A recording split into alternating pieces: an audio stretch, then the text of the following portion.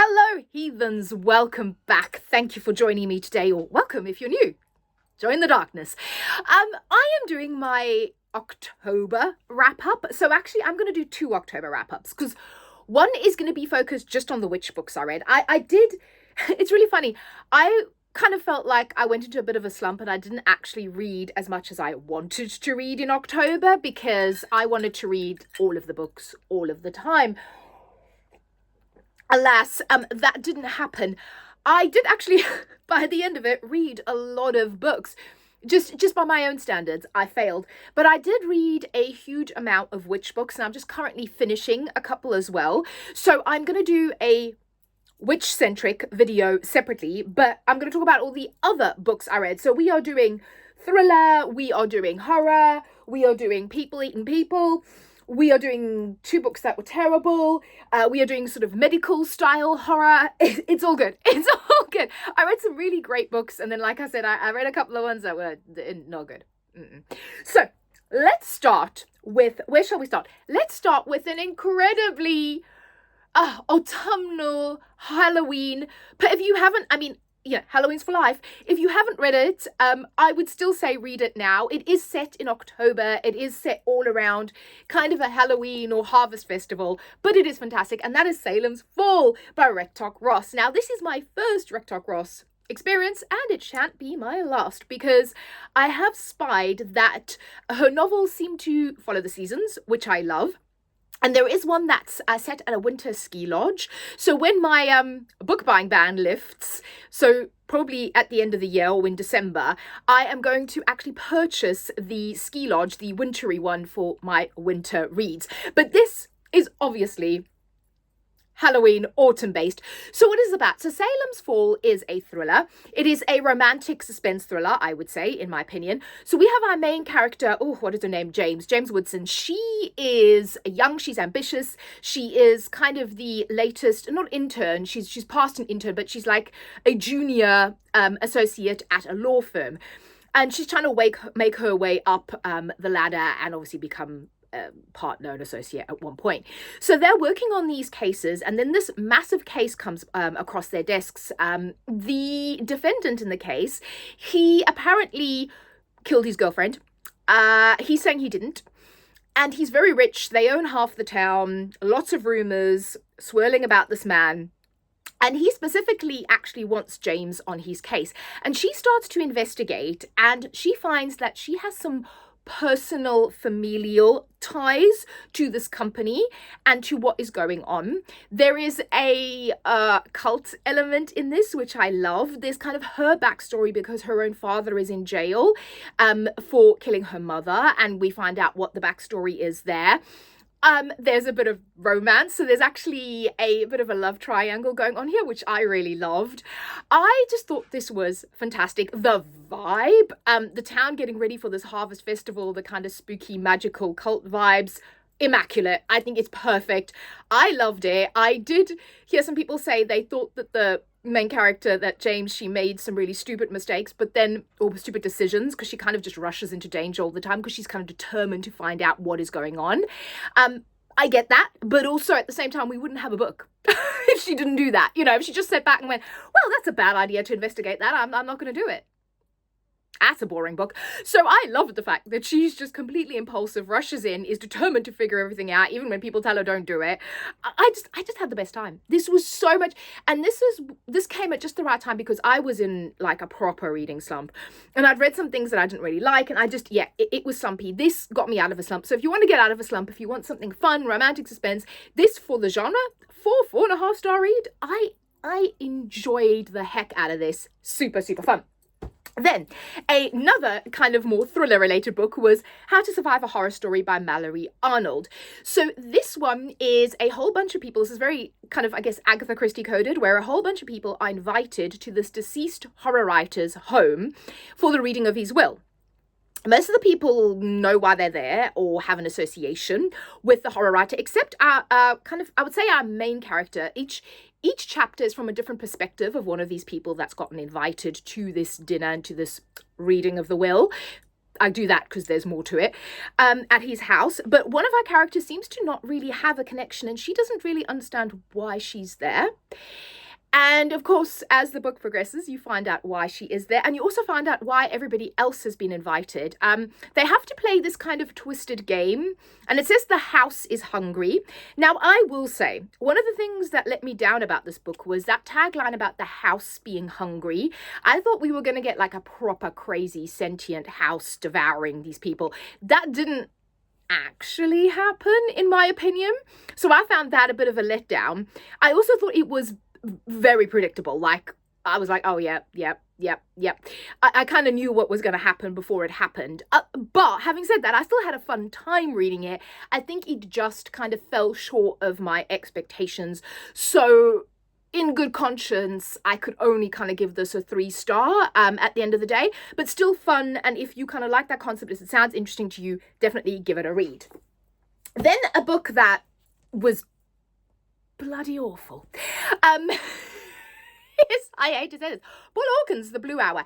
This is billed as a thriller, and this is by the author of The Girl on the Train, which I loved. Fantastic. I've read another Paula Hawkins, loved it. Fantastic. I'm trying to see if I had the book, but it's not over there. Super great thriller. This was one of the most boring books. Luckily, I was listening to the audio and not reading it, because honestly, if I'd been reading it, I would have DNF'd it, and I did consider DNFing the audio, but I just kind of kept it running while I was doing chores, just to kind of get to the end of it. So the setup sounds really good. You've got this artist who has passed away, and she was staying on this kind of isolated island, and her work has now been granted to like a foundation, and you have a curator, like an art person that's really into her work, and he's sort of lent her works out to museums. And in the beginning of this book, they get a call from the museum saying, I think it's the V&A, one of the London museums, saying they've had to pull one of the artworks. She did like paintings and sculptures, one of these sculptures from the display, because it seems to have a human bones in it. And they're just like, no, that's not possible. And then they kind of investigate, and they find out that it does have human bones in it. Also, her ex-husband disappeared years ago, and you're kind of like, oh, what is the connection there? But my God, this was boring. This was so boring.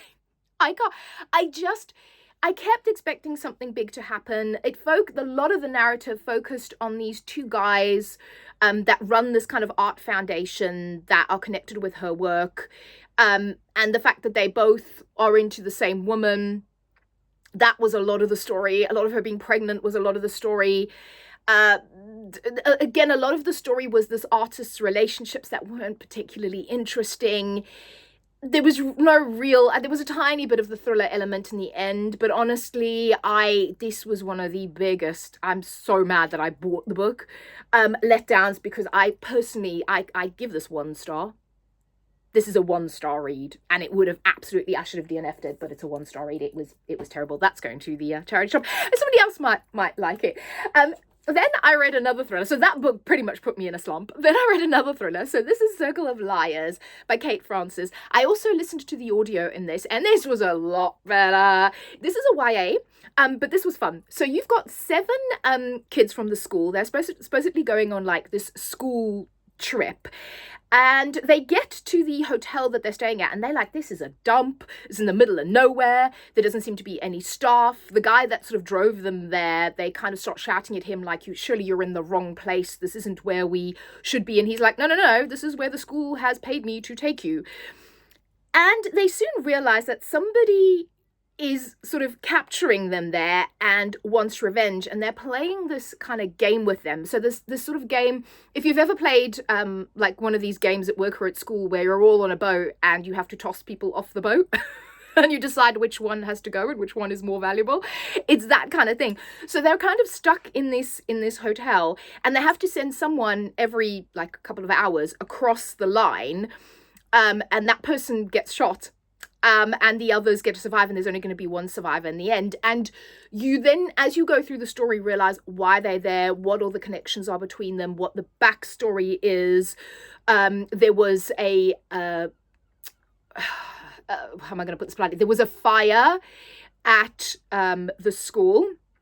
and kids passed away, so just trigger warnings for that as well, and like how that backstory plays into what is currently happening. Again, some of the things I could see coming from a mile off, but I did actually enjoy this was thrillery, this was fun, this was a good time. This is like a 3.5-star read. I had a good time with this. I recommend it if you're just looking for a fun thrillery time.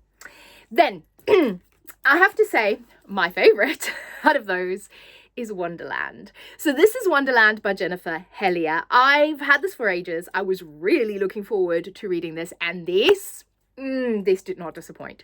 So off the back of this, I ordered Jar of Hearts, which is probably Jennifer Hellier's most famous work, and I definitely want to read more of her work after reading this. So this is set in Seaside. Is it called Seaside, the town? It's a little seaside in the Pacific Northwest, just south, I think, like of Seattle. This little seaside town. And the big thing in this town is Wonderland, which is the massive theme park. The whole town kind of runs on Wonderland. It brings in all the revenue. Everything sort of revolves around this Wonderland theme park. And we have our main character, who is the new deputy chief that's being brought in. She's a police officer into this town. And you, again, as you go through the book, you get her backstory of why she's there. She's come from the Seattle PD, where she was a detective. Something happened in Seattle. She had to leave. Her husband has also recently passed away, like 6 months ago. And she's taken her 2 teenage kids and moved to Seaside. Now, also, she has a connection with this place. And you kind of discover all of this as you go through the story. And then on her, like, first day as the new deputy chief, they get a call and they say that there's a dead body found at the bottom of the Ferris wheel at Wonderland. And of course, this causes huge hype. It kind of, things happen on Twitter. The town itself, any sort of scandal to do with Wonderland, the police department tends to squash it because it brings in so much revenue, and her as an outsider, she doesn't get all that, so you get all those dynamics. And concurrently with this body being found, you get chapters in the beginning where this boy, who everybody, again, works at Wonderland, all the teenagers work at Wonderland, they grow up and they end up still working at Wonderland if they don't leave. He was working there, and he's also a free climber. So you get these chapters in the beginning where he's actually climbing this wheel, and he's at the top of the wheel taking a selfie. So there's that element as well, and then that you'll see how that plays in later.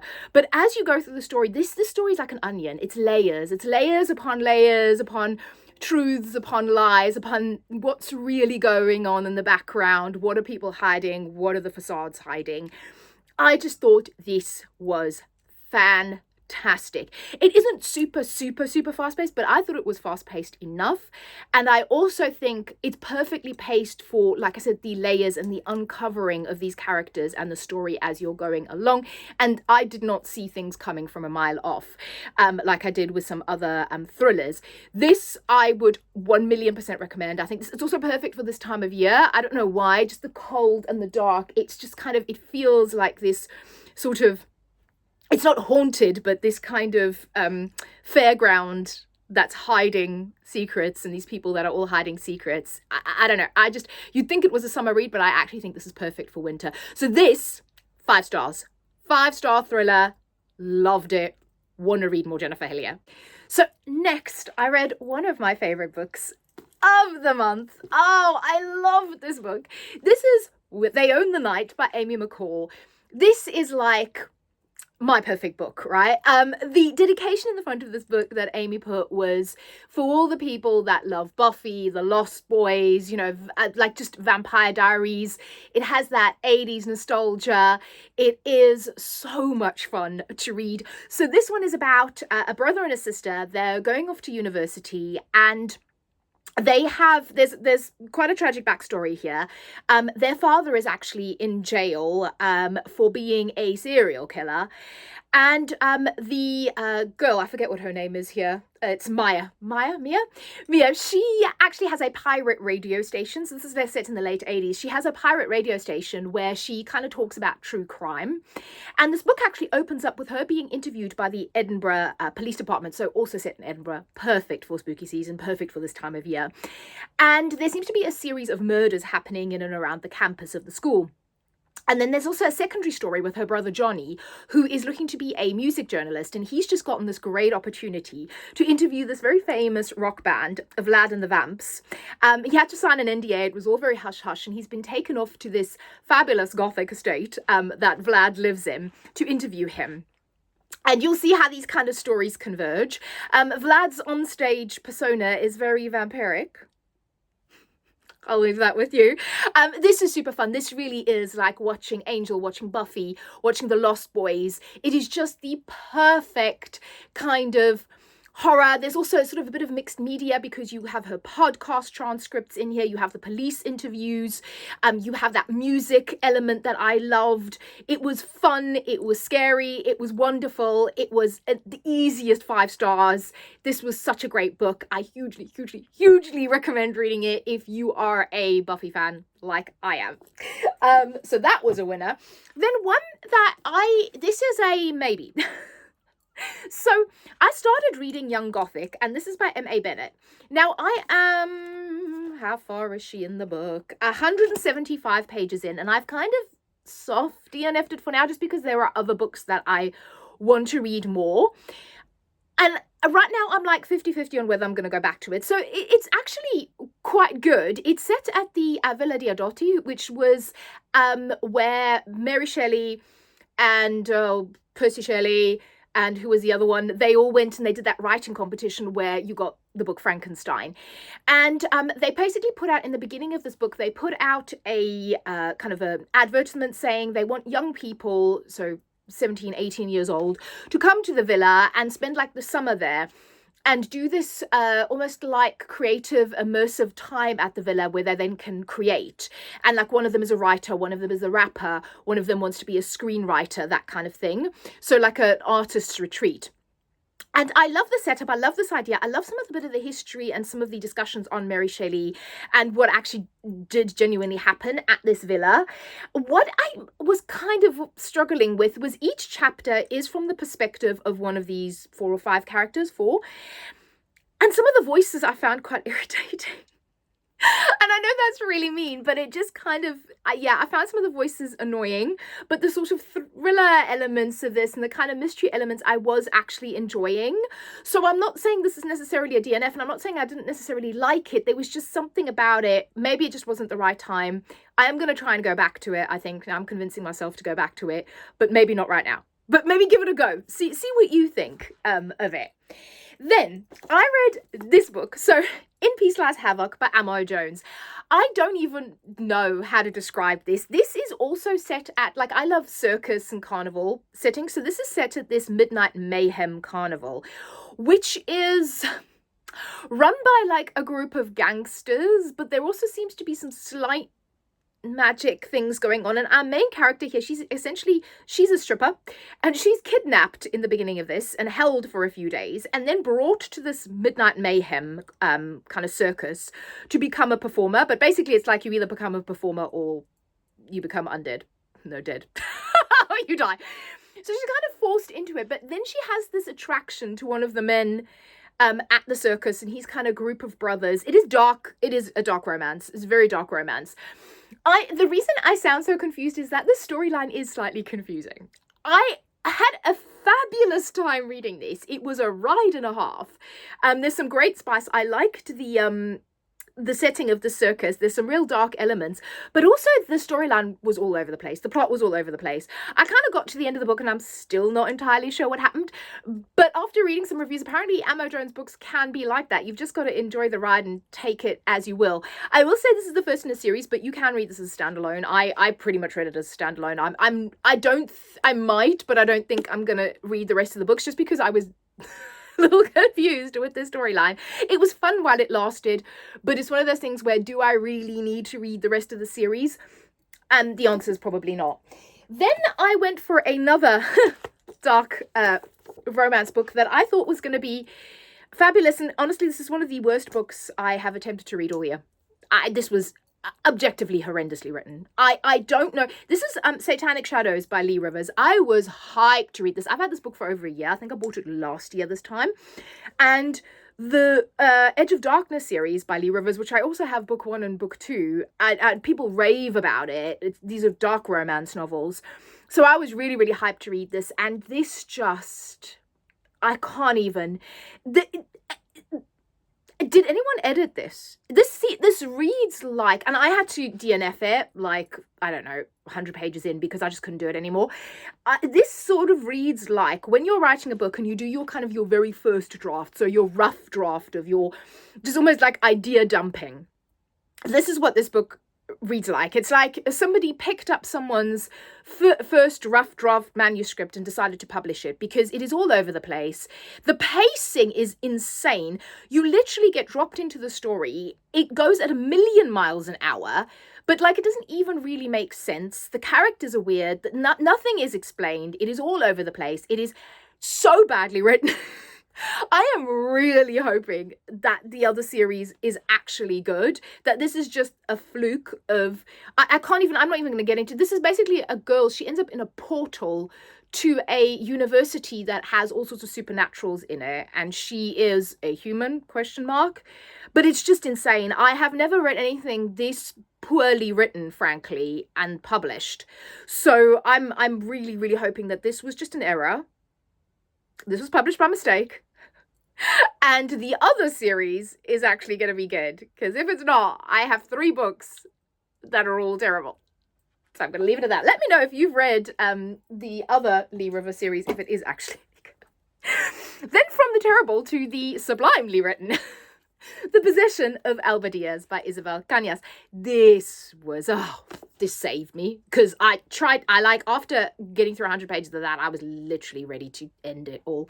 This is good. This is very, very, very good. Okay, so this was my first Isabel Cañas, and since then I've actually bought The Vampires of El Norte and The Hacienda as well, because I love this so much.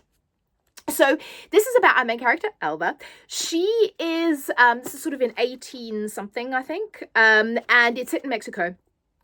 And obviously at that time, what did they do with the girls? They married them off for a financial gain. So she is aware that her parents want to marry her off, but she's kind of determined that it's going to actually be her choice, and she doesn't want to be married off to some stranger. So she decides she wants to get married to her friend, her childhood friend, Carlos. They've known each other for years. If she's got to be with someone, it may as well be her friend. Their family also run the silver mine, and they owe her family money. So she kind of pitches it in this way. And in the beginning of the book, there is like the plague that breaks out in the city. So they all travel to where Carlos and his family have their silver mine, which is more like out in the country, to kind of escape the city and escape the disease that's happening in the city. But when they get there, Elba takes a tour of the silver mine, and she thinks she hears a baby crying. And she goes to investigate, but something odd happens. First of all, there's no baby. And second of all, something seems to take over Elba. You also find that there is a backstory. Elba was actually found as a baby in this town. So you kind of get her backstory. And then towards the end of the book, you get this wonderful, wonderful possession exorcism storyline that just pops off. There's a good for her at the end. I love the romance in this. The romance is great. It was just perfect. It was perfect parts romance, like historical fiction and horror, and I love possession and exorcism stories. I love it. And this was fantastic. Like My Best Friend's Exorcism by Grady Hendrix is one of my favorites. So is Head Full of Ghosts by Paul Tremblay. But this is right up there. This is another 5-star. This is a 5-star read. I hugely recommend this. This is fantastic, and I cannot wait to read more Isabel Cañas. Then another book that I absolutely adored, 5 6-star read. This is Slashed Beauties by A. Rajbi. Now, I was hoping and thinking that I was going to love this. Oh my gosh, it was incredible. So this is kind of based on this concept of anatomical Venuses. Now, an anatomical Venus is a real thing. It is a wax model that was used way back when, I think it was 18 something or 17 something, that they were first produced in Florence in Italy. And essentially they got these beautiful women to model for these waxworks, and they thought the idea was these male medical students, these young guys, kind of keep their attention on what is happening in their medicine lectures. They may as well make this wax model really beautiful. So I've got a real book on this that talks about the history and shows off some of these pictures. And it's really quite disconcerting because they kind of look like blow-up dolls. Okay, so they're quite sexualized, but then you can like take parts of the body apart and then see the anatomy inside for medical study reasons, right? So it's a very crazy concept, very interesting. I've gone down a massive rabbit hole with it. But you've kind of got that. So that's sort of one of the main parts of the story. But we start off actually in Seoul with a art dealer, an antiques dealer. She is there to procure one of these anatomical Venuses. And you realize this is the second one that she's procuring. And there seems to be something a bit hinky with this. They seem to enchant whoever owns them, right? And the wife of the guy that bought this anatomical Venus, she's just desperate to get rid of it, and says to our main character, you need to get this out of the country. You need to destroy it. I don't want it anywhere near, because her husband has passed away. Her son is now being infatuated by this. I don't want it anywhere near my family. So our main character, she takes this anatomical Venus back. This is all in present time. In the past timeline, you have 3 women. So you have Emily, Eleanor, and Elizabeth. And Eleanor and Emily kind of get sucked in by Elizabeth, who is essentially a madam.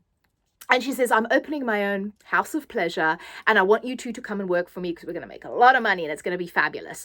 Well, Elizabeth is manipulative, and she's really only out for herself, and she makes a lot of debts.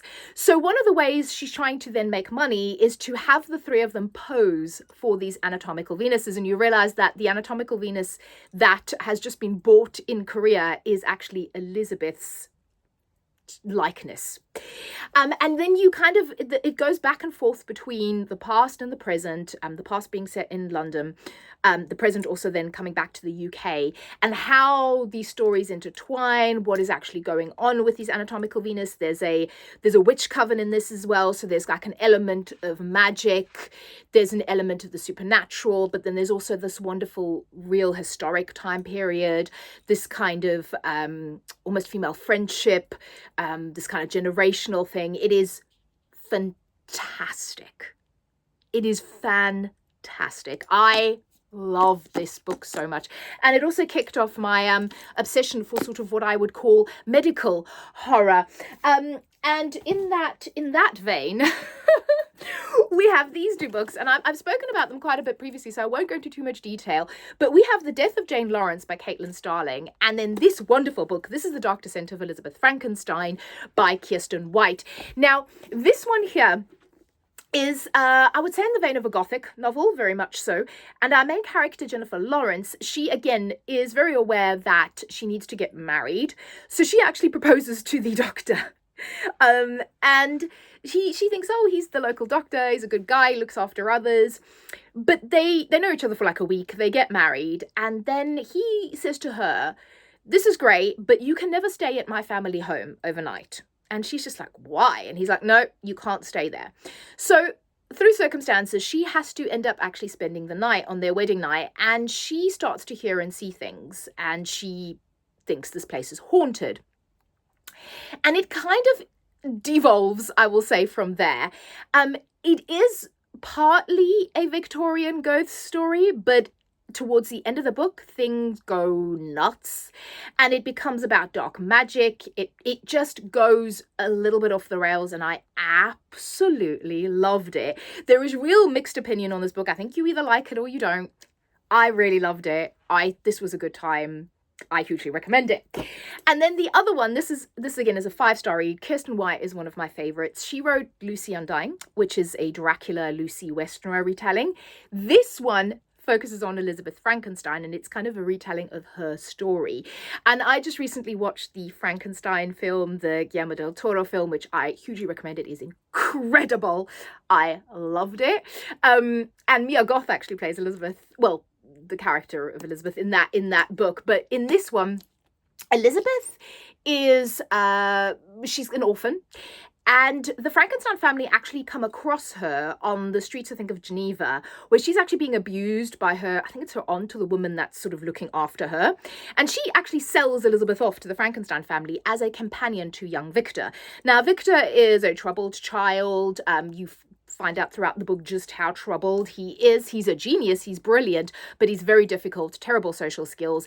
And the family really just wants a friend and a companion for him. And Elizabeth, from a very young age, I think he's like 8 or something, she's very young when they first meet, she very quickly realizes how to be what he wants her to be, how to behave, how to be the friend, how to be the person he wants her to be. And she's also very aware that this is her only way to survive and have a decent home, is to be with the Frankensteins. And if they were to turn her out, where would she go? She'd be on the streets. So she basically lives her whole life trying to please Victor. And now that they're sort of 18, he's gone off and she goes after him to try and find him. And again, then the whole story with obviously the monster and that we're very familiar with kind of comes in. But this is a wonderful take on it. This is really from Elizabeth's perspective. Again, what I love is the dedication in the front of this book. So she says, for everyone made to feel like a side character in their own story. And I think this really kind of delves into the psyche of Elizabeth. Abuse, it really, that undercurrent, if you want to look below the surface of this, of abuse, of abuse of power, but also abuse of relationships, and you know how you feel and how you're trapped in those and how you can potentially get out of them. I think this is unbelievable. I think Kirsten White did an incredible job, and as soon as my book buying ban is over, I'm going to buy her brand new book, which I think is set in an asylum, which again is something that I adore. Then we've only got 3 more to go. Stick with me. House of Idle. This is Delilah S. Dawson, House of Idle. This is her latest book. This is so good. So this is based on rock stars. So we've got our main character here. She is an aspiring songwriter in LA. She's not really getting anywhere. She's working in the coffee shop, you know, serving coffee. And one day she sort of has a difficult client. She has enough. She gets fired. But as she's about to leave this place, and also she's being thrown out of the place that she's been staying. She's been also looking after a woman, and the woman claims that she's been stealing from her, which she hasn't, but she's basically being chucked out of her place to live. So she's kind of on the street, nowhere to go. And then this limo pulls up. And in this limo is one of the members of her favorite band, Black Idol. And she's just like, am I having an out-of-body experience here? Because what? And he basically says to her, we've got this kind of artist colony, artist retreat, House of Idle, where you can go. Everything is free. We provide housing, we provide food, we provide everything. You just need to go there. And the idea is that, you know, we're a very successful band. We want to kind of give back, and we allow young artists and creatives to spend their time creating and, you know, working on their craft without all of this pressure and the restraint of, you know, having to live day to day and to earn money, because we all know that if you're in the creative arts, actually earning a living is virtually impossible. So first she thinks this is too good to be true, but hey, I've got nowhere else to go, so I may as well sign this contract and go live there. And that's kind of all I'm going to say, because obviously this is a very short book, and you can imagine with that setup, things are always too good to be true. That's all I'm going to say. The one criticism I do have with this book is I loved it. I loved the whole way through. Also, you get, this book itself is stunning, and I love sort of the lyrics you get. So you get snippets of lyrics. I love the unicorn imagery as well. Big fan of that. The one thing I will say is you get to the end of this book and the ending is like that. I feel like this book is so short. We could have easily stuck a couple of chapters on the end and not had as an abrupt of an ending. The ending was very abrupt to me. I felt like we had all of that build up. You really could have worked a couple more chapters in there. That is my preference. I felt like the ending was way too rushed. It just happened way too quickly. So unfortunately, I think it dropped the ball just like right at the end. That prevented it from being a 5-star read. If it had sort of stuck the landing, I would have said 5-star read. But as it was, because I enjoyed the ride so much, this is a 4-star read. Shame about not sticking the ending. And then the last 2 books are People Eating People. So again, I've spoken about these before, but we've got The Library at Hellebore with Cassandra Core, before Cassandra Core, and then we've got The Starving Saints by Caitlin Starling. So Caitlin Starling appeared twice on my reading for the month. These were a trip. So this one is Man, how do I even describe this? So you've got a bunch of students. They go to Hallibor Academy. Now, I say go to because our main character was actually abducted and forced to go to Hallibor Academy. And this academy houses the worst of the worst. They call them the Ragnaroks, the Antichrists. They all have, like, powers, but they're not, like, the good kind, right? They're sort of seen as evil kids. And they are on the eve of their graduation. Turns out that graduation means that the faculty eats the students. And that is all I'm going to say. It is weird. It is trippy. This was my first experience of Cassandra Core, and now I get why people say her books are so strange. I think her writing is it's going to be either hit or miss. You're going to love it or you're going to absolutely hate it. I did love it in this context, but I don't know if I'm going to pick up another Cassandra Core book.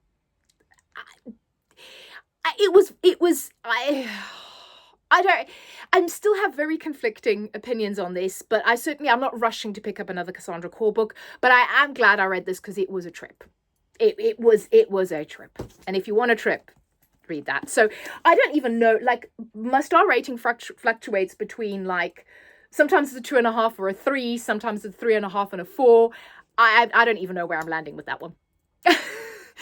And then this is The Starving Saints by Caitlin Starling. This is a trip. Okay, both of these books are weird trips.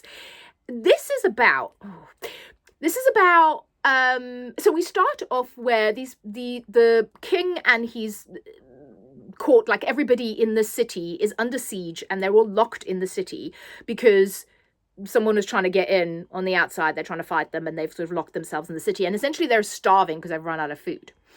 And our main character here, she is a nun, but she's kind of like an outcast nun. So we think she's kind of got magic.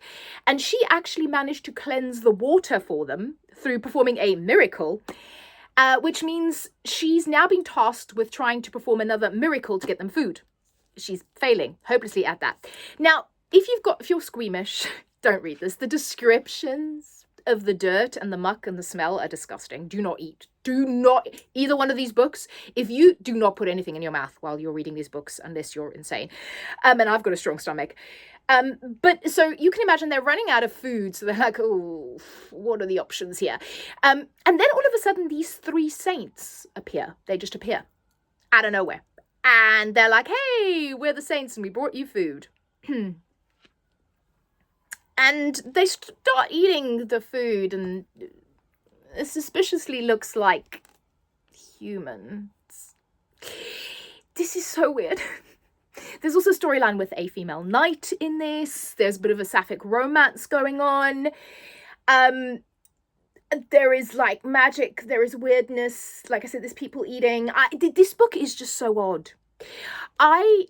Again, both of these books, I don't know where I go through times where I'm just like, I absolutely love this. It was bizarre. And then some other days I go, actually, I don't know if I did love it. I prefer Jennifer Lawrence out of the 2 Caitlin Starling books, but then I am a gothic fiction person right through and through. This sort of has gothic-y themes as well, but it is just weird. Again, I think it's one you've kind of got to experience and make up your own mind about, but it's also one of the best covers of the year. And again, I'm super glad I read it. I just don't know if I loved it. Does that make sense? Anyway, that is it.